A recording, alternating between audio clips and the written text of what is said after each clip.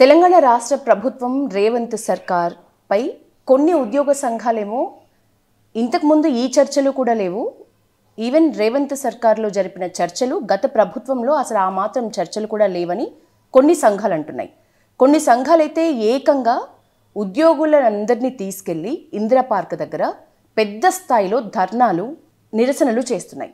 ఉద్యోగులు ముఖ్యంగా టీచర్లు ఇప్పటికీ తమ అవసరాలు తీరక ధర్నాలు చేస్తున్న పరిస్థితి అయితే నిత్యం కొనసాగుతూనే ఉంది.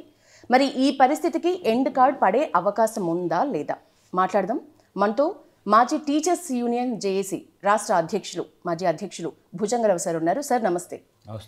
సార్, పెన్షనర్లు ఈ మధ్యకాలంలో ఇందిరా పార్క్ ధర్నా చౌక్ దగ్గర పెద్ద ఎత్తున ధర్నా చేసినారు. అంతకుముందు ఉద్యోగులు ధర్నా చేసిన పరిస్థితి, ప్రస్తుతం కూడా ఉద్యోగ జేఏసీ మళ్ళీ ధర్నాకు సిద్ధమవుతున్నట్లు వార్తలు వస్తున్నాయి. అసలు ఈ స్థాయిలో అంటే ఆల్రెడీ క్యాబినెట్లో మేము వీటి మీద ఫోకస్ పెట్టినాం అని ఒక హామీ ఇచ్చి సమస్యల పరిష్కారానికి హామీలు ఇస్తూ కూడా ఈ పరిస్థితి రిపీట్ అవుతున్న పరిస్థితి ఎందుకని? యశోద గారు, రాష్ట్ర ప్రజలతో పాటు ఉద్యోగులు, ఉపాధ్యాయులు, పెన్షనర్సు అందరూ కూడా ఈ ఇంటర్వ్యూ వినాలి, సీరియస్గా ఆలోచన చేయాలని ఒక అప్పీల్ పెడతా ఉన్నా. ఎందుకంటే ఎంతసేపు ఉన్నటువంటి ప్రభుత్వం నువ్వేం చేసినావు అని అడిగితే గత ప్రభుత్వంతో పోల్చుకొని దాటవేసే వైఖరితో 20 నెలల కాలం ఈ ప్రభుత్వం గడిపేసింది. 20 నెలల కాలంలో 2,20,000 కోట్ల అప్పు చేసిన ఈ ప్రభుత్వం, కాంగ్రెస్ ప్రభుత్వం, ప్రజాపాలన, ప్రజలకు అందుబాటులో ఉండే పాలన, ఉపాధ్యాయ ఉద్యోగ పెన్షనర్స్ ఫ్రెండ్లీ ప్రభుత్వం అని చెప్పుకునే ఈ ప్రభుత్వము ఎవరికి ఏం చేసిండ్రు, ఏమి ఇచ్చిండ్రు అనేది మా క్వశ్చన్. నిన్నటిదాకా చెప్పారు కదా, కేసీఆర్ గారు బీఆర్ఎస్ ప్రభుత్వంలో 9.5 సంవత్సరాలలో రాష్ట్రాన్ని అప్పుల కుప్ప చేసిరు, 9 లక్షలని 10 లక్షల కోట్లు ఇష్టానుసారంగా మాట్లాడారు కదా. లక్షల కోట్ల 6 లక్షలను ఒకరు, 7 లక్షల కోట్లను ఒకరు, 8 లక్షల కోట్లను ఇష్టానుసారంగా నోటికి ఏదొస్తుంది. కేంద్ర ప్రభుత్వమే ఎంపీ గారు మాధవనేని రఘునందన్ రావు గారు ఈ మధ్యలో క్వశ్చన్ వేస్తే ఆ క్వశ్చన్కి వచ్చినటువంటి క్లారిటీ సమాధానము 9.5 సంవత్సరాలలో బీఆర్ఎస్ అయితేనేమి, ఇప్పుడు బీఆర్ఎస్ అయితేనేమి, వాళ్ళ పాలనలో మొత్తము చేసిన అప్పంతా కూడా 2,80,000 కోట్లని కేంద్ర ప్రభుత్వ నివేదికను పార్లమెంట్లో సమాధానంగా మంత్రి చెప్పారు. 2,80,000 కోట్లు. దీనికి చూసి కనీసం ఇది విన్నాక చూసినాకనైనా ఇలా మాట్లాడడం అనేది మానుకోవాలి. ఇంకొకటి కూడా ఏమంటున్నా అంటే 2,20,000 కోట్ల అప్పు చేసిన ఈ ప్రభుత్వం సరే పోతే పోనీ చేస్తే చేసినావు. నువ్వు ఎవరికి ఏమి ఇచ్చినావు? ఉద్యోగస్తులది, పెన్షనర్స్ది, టీచర్స్ది, అధికారులది 5 డిఏలు పెండింగ్ ఉన్నాయి. 5 డిఏలు పెండింగ్లో ఉన్నాయి నాయన, నువ్వు ఎందుకు ఇవ్వవు మా డిఏలు అని అడుగుతావు. గత ప్రభుత్వం 2 డిఏలు పెట్టలేదా, 3 డిఏలు పెట్టలేదా? అరే 2 డిఏలు పెట్టిండు, 3 డిఏలు పెట్టిండు, నువ్వు వస్తే అన్ని లెక్క కట్టి ఇస్తానన్నావు కాబట్టి ఉరికొచ్చి మా ఉపాధ్యాయులు, మా ఉద్యోగులు, పెన్షనర్స్ దప గుద్దిరు కదా హస్తానికి. మరి అభయహస్తం అంటారు కదా, ఇప్పుడు చెయ్యడం అంటారు, అంటే హ్యాండ్ ఇవ్వడం. మరి హ్యాండ్ ఇచ్చినావు అంటారు చూడు, అట్లా. అంటే నిన్ననే అన్నాడు ఒక ఆయన, ఇచ్చిండు కదా సార్, మరి నిన్ననే రాజగోపాల్ రెడ్డి అని వాళ్ళ ఎమ్మెల్యే అన్నాడు, ఓడదాటిదాకా ఓడ మల్లన్న, బోడి మల్లన్న అనే చందంగా ఈ ప్రభుత్వం ఉంది అని చెప్పిండు. మా విషయంలో కూడా అంతే జరిగింది కదా.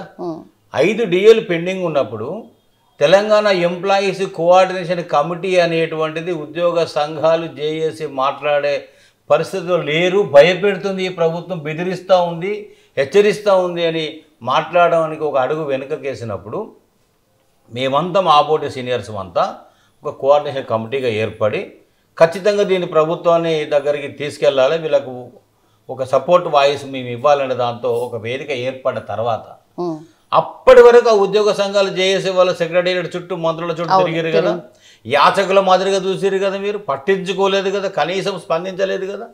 ఈ టెక్ ఏర్పడిన తర్వాత ఈ మూమెంట్ అంతా పోతుంది, బీఆర్ఎస్ వాళ్ళ హ్యాండ్లోకి తీసుకుంటుంది, వాళ్ళ డైరెక్షన్లో పోతుందో ఏమో అని గప్పుడు వెన్నులో చలుపుట్టి రేవంత్ రెడ్డి గారు మళ్ళా 3వ కమిటీ, అంతకుముందే 2 కమిటీలు రీసెంట్గా నవీన్ మిట్టల్ ఆధ్వర్యంలో చైర్మన్గా ఒక కమిటీ వేసి రండి అని అంటే మా వాళ్ళంతా వెళ్ళి మొరబెట్టుకున్నారు కదా. 20 నెలల కాలం లోపల ముఖ్యమంత్రి గారు 10,000 మంది రిటైర్ అయ్యిండ్రు, ఉద్యోగులు, ఉపాధ్యాయులు, అధికారులు. మరి 8,972 కోట్ల రూపాయలు ఈ రిటైర్మెంట్ డబ్బులు ఇవ్వాలి. ఒక్క రూపాయి కూడా వాళ్ళకు రాలేదు. ఇప్పటి వరకు 12 మంది సూసైడ్ చేసుకున్నారు, ఉరేసుకున్నారు, మందు దాగి చనిపోయారు. నిన్నటి దాకా రైతుల చావులు చూసినాం తప్ప అప్పుల పాలై బిడ్డ పెళ్లి చేయలేక, ఆస్తి కొనలేక, ఇల్లు కొనలేక, అప్పులు కట్టుకోలేక, ఈఎంఐలు కట్టుకోలేక, పిల్లల చదువులకు ఖర్చు పెట్టలేక.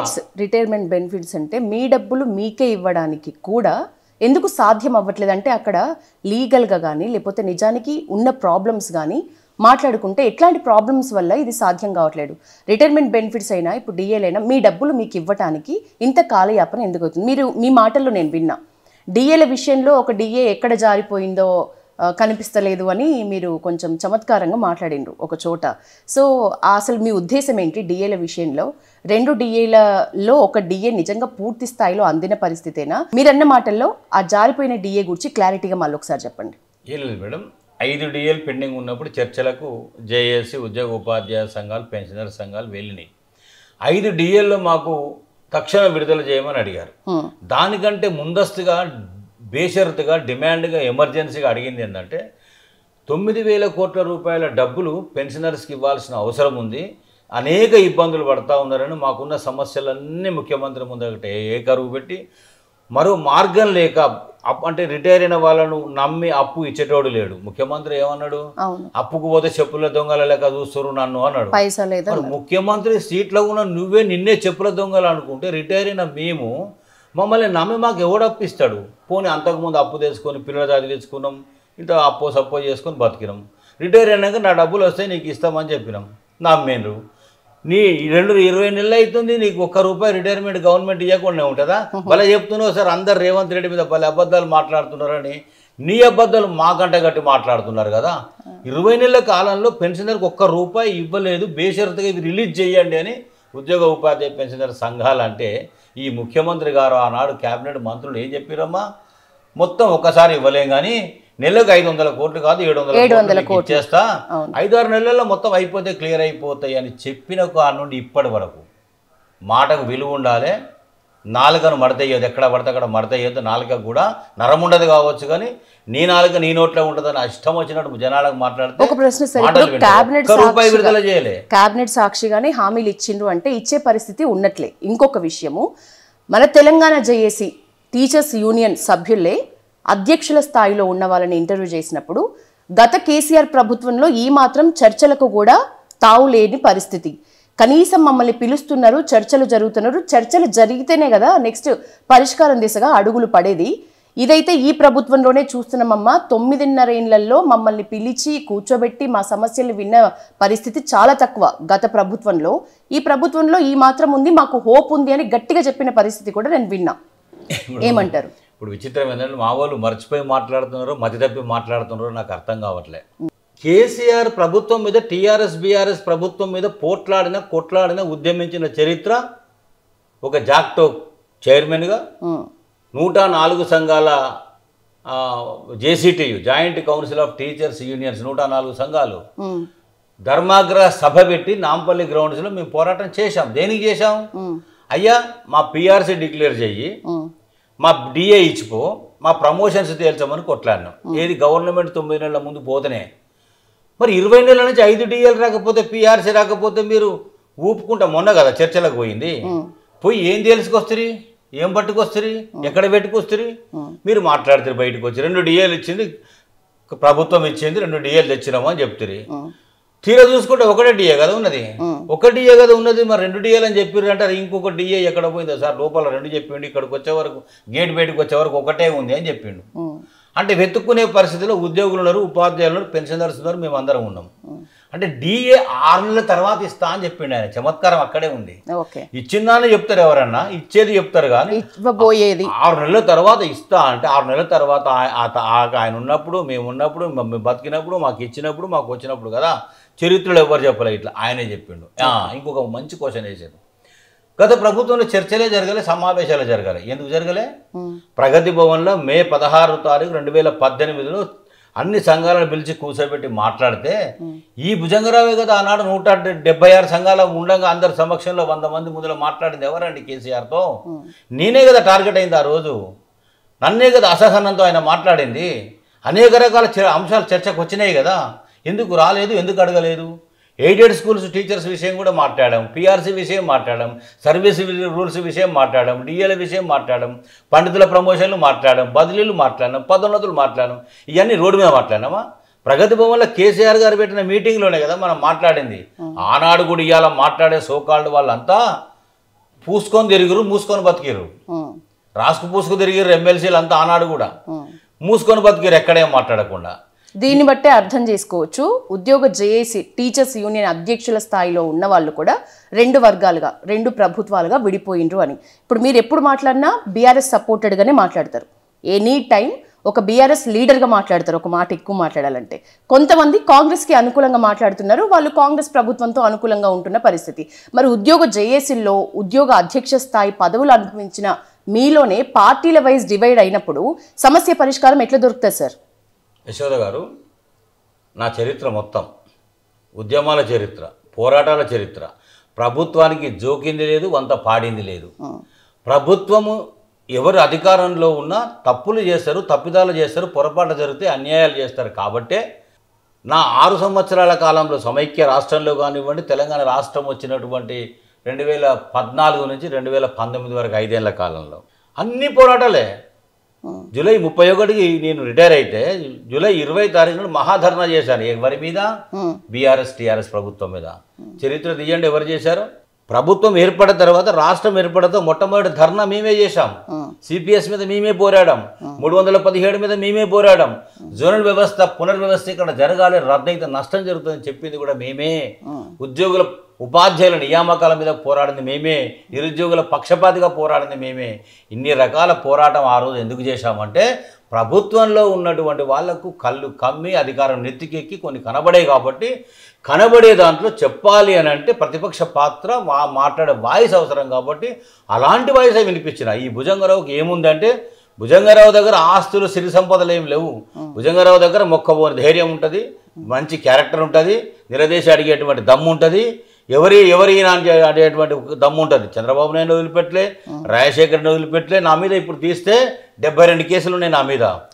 72 కేసుల్లో నా సర్వీస్ అంతా కూడా కోట్ల చుట్టూ తిరిగిన. చివరికి ఇప్పుడు కూడా 3-4 కేసులే నా మీద.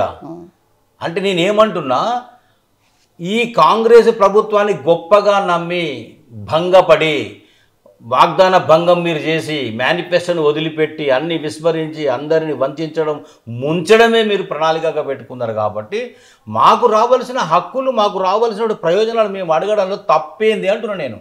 ఇక్కడ మీరు ఇందాక అన్నది కూడా అది రాంగ్ క్వశ్చన్. అది ఉద్యోగులు, ఉపాధ్యాయులు, పెన్షనర్స్ 2 భాగాలుగా పార్టీల పరంగా ఏం విడిపోలే. హమ్ సబ్ ఏక్ హై. మా డిమాండ్ డిఏ కావాలన్నప్పుడు అందరికి వస్తుంది. మీరు అన్నారు ఇప్పుడు మా పిఆర్సీ మాకు కావాలని అందరికి వస్తుంది, మా పెన్షనర్ బెనిఫిట్ రావాలని అందరికి వస్తాయి. ఇక్కడ పార్టీల పరంగా చూసి ఇవ్వరు. కాకుంటే ఏ ప్రభుత్వం అయితే ఇవ్వదో ఆ ప్రభుత్వం నిలదీసి అడగడంలో ఒక అడుగు ముందేస్తాము, ఇంకొక అడుగు వెనుక ఇష్టాన్ని ఇంకొక ఆయన ఉంటాడు. అది తేడా ఉంటుంది. ఇప్పుడు ఉద్యోగ, ఉపాధ్యాయ, పెన్షనర్లు కలిసి 2 జేఏసీలుగా ఏర్పడ్డారు సార్. ఇప్పటి వరకు కేబినెట్ సాక్షిగా హామీలు ఇచ్చినవే అమలు కాకుండా ఉన్నప్పుడు మరి 2 జేఏసీలు ఏం చేస్తున్న పరిస్థితి అనుకోవాలి, ఏం చేస్తున్నారు అనుకోవాలి? ఇప్పుడు భుజాలు తడుముకున్నట్టు రేవంత్ రెడ్డి గారు వచ్చిన కారణం నుంచి ఏం చేస్తుండమ్మా, మీ సోషల్ మీడియా మీ అందరికీ తెలుసు. మీ మీద ఎన్నిసార్లు దాడి చేసిండు. ఆయన అధికారంలోకి వచ్చేటప్పుడు ఏ ట్యూబ్ అయినా లేదు, యూట్యూబ్, మా ట్యూబ్, ఈ ట్యూబ్, ఆ ట్యూబ్ ఏవైనా కూడా బ్రహ్మాండంగా రేవంత్ రెడ్డి గారికి డోలు కొట్టి, కాంగ్రెస్కి డోలు కొట్టి పవర్లోకి వచ్చేదాకా వెంటేసుకొని తిరిగిండు. నెత్తి మీద పెట్టుకొని మోసిన మీ అందరినీ కూడా కిక్కు కొట్టి బయటేసి, వాడొస్తాడు, వీడొస్తాడు, మెడకొట్టి పట్టి కట్టుకుంటాడు, అది కట్టుకుంటాడు, చేతిలో పెట్టుకుంటాడు. వీళ్ళకి ఇది సెంపలు వాయించాలి, దౌడలు వాయించాలి, వీళ్ళను దగ్గర రానివద్దు, పండబెట్టి తొక్కుతా, చీరుతా, పొడుస్తా అని మీ అందరినీ కూడా మాట్లాడుతున్నాడు. రౌండ్ టేబుల్ మీటింగ్స్ సోషల్ మీడియాలో వాళ్ళు ఎన్నిసార్లు పెట్టుకుందరమ్మా.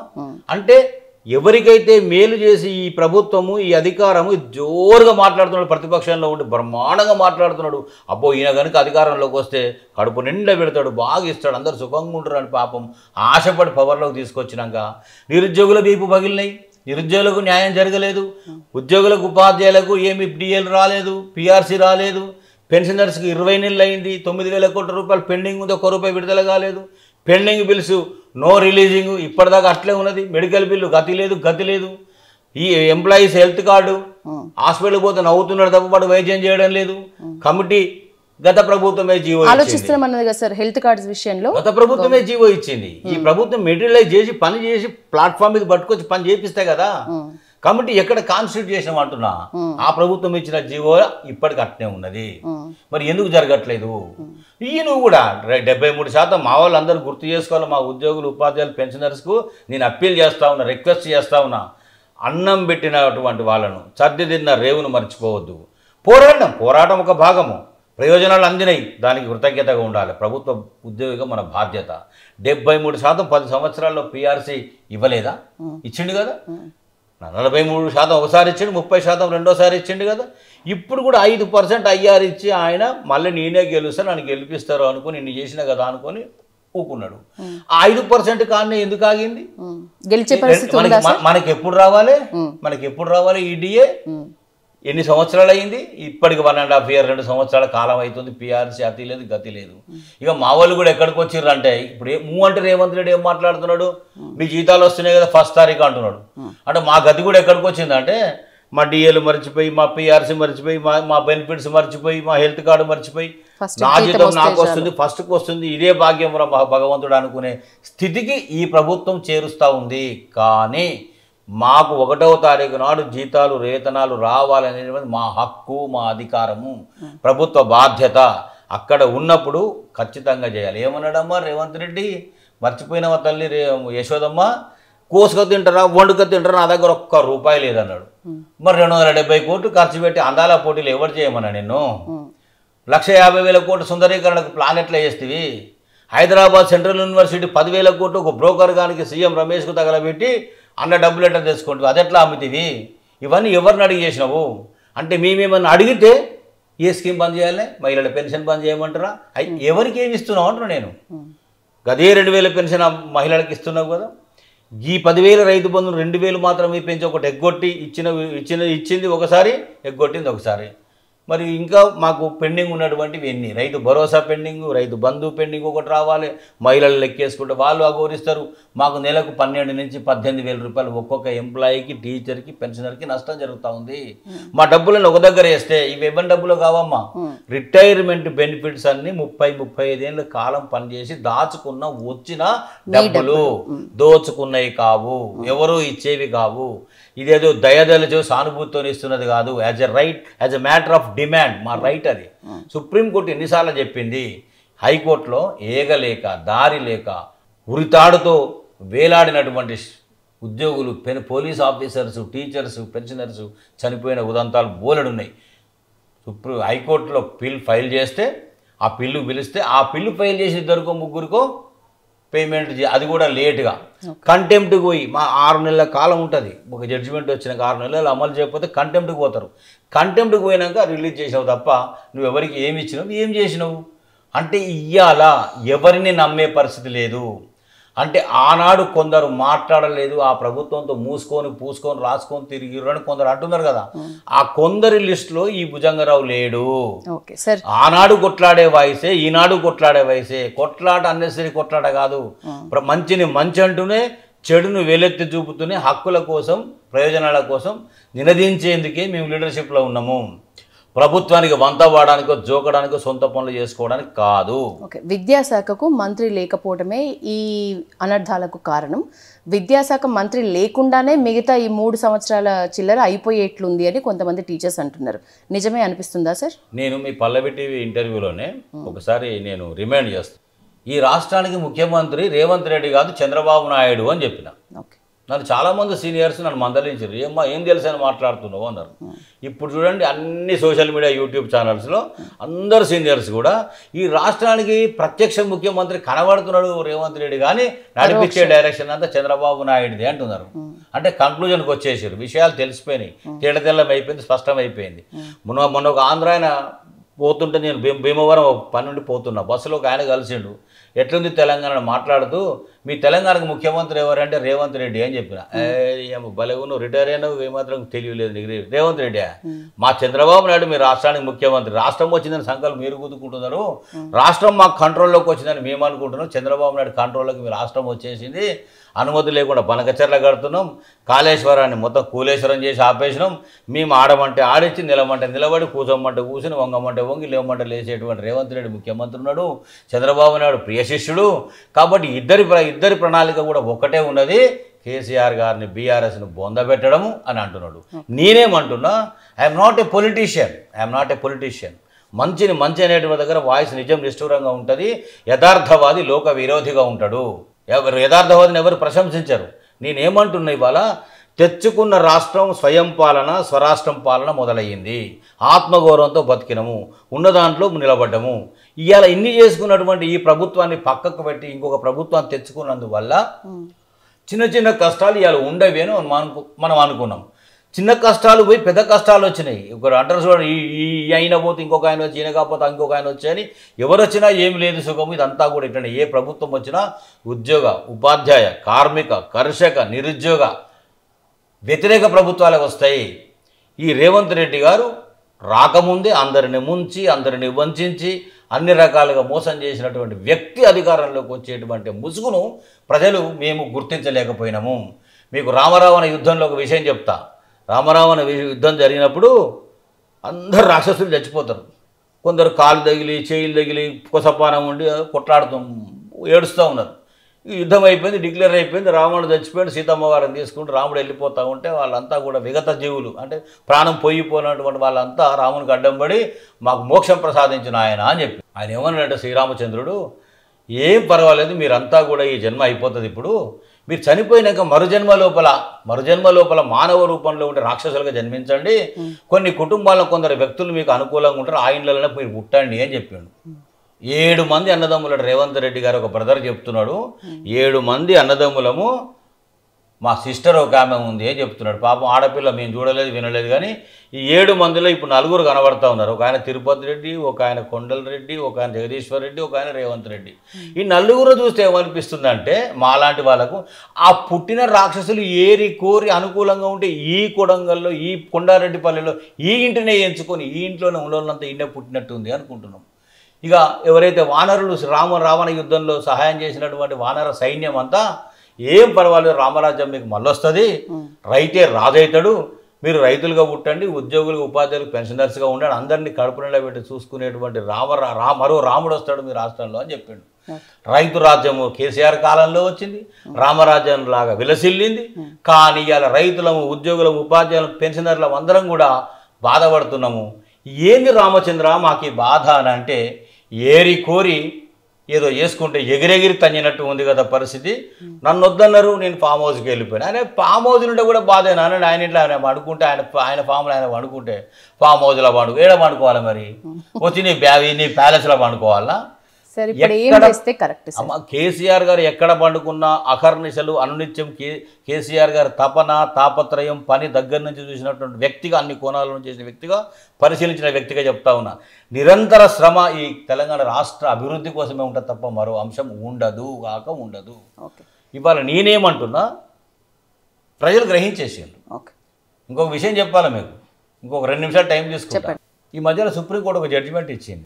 ఎమ్మెల్సీలు కోదండరామ్ గారు, అలీఖాన్ గారు ఎమ్మెల్సీలు చెల్లవు, ఇది తమిళసై ఆనాడు రాంగ్ నిర్ణయం తీసుకుంది, గవర్నర్ కోటాలో వీళ్ళు ఉండాల్సి ఉండే అనేటువంటి నిర్ణయం చెప్పి అవుట్కమ్ ఫైనల్ జడ్జిమెంట్ వచ్చేంత వరకు వీళ్ళు ఎమ్మెల్సీలు కారు ఉండకూడదు అని చెప్పింది.